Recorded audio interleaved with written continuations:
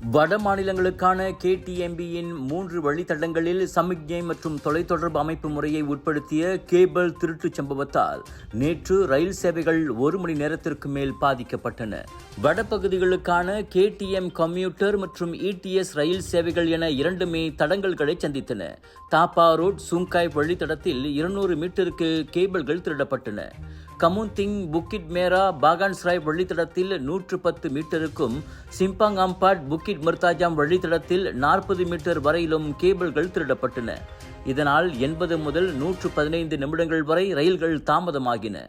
ETS ரயில் சேவைகளில் KL central பட்டவத் சுகாமாட், பட்டவத் KL central, படாங் புசார் KL central, சுகாமாட் படாங் புசார் ஆகியவை பாதிக்கப்பட்டன. வடபகுதிக்கான KTM கம்யூட்டர் சேவையில் ஈப்போ வழித்தடத்தில் 30 நிமிடங்களுக்கு தாமதம் ஏற்பட்டது.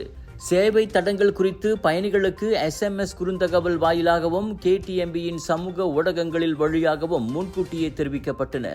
கடந்த ஜனவரி முதல் மே வரை வடபகுதிகளில் 45 கேபிள் திருட்டு சம்பவங்கள் பதிவாகியுள்ளன. கடந்த ஆண்டு நிகழ்ந்த கேபிள் திருட்டால் KTMB மொத்தமாக 1.28 மில்லியன் ரிங்கிட் இழப்பை சந்தித்த வேளை இவ்வாண்டு மார்ச் வரை மட்டுமே 1,62,000 ரிங்கிட் நஷ்டம் ஏற்பட்டுள்ளது. கலர்ஸ் ஆஃப் இந்தியாவின் பேரா global Indian shopping expo and viral food festival 11 15 June வரை ஏயோன் பிக் ஃபாலிங் ஈப்போ பேராக்கேல் 100க்கும் அதிகமான பூத்கள் 80% வரை டிஸ்கவுண்ட் என கலக்கலான ஷாப்பிங் கார்னிவல்.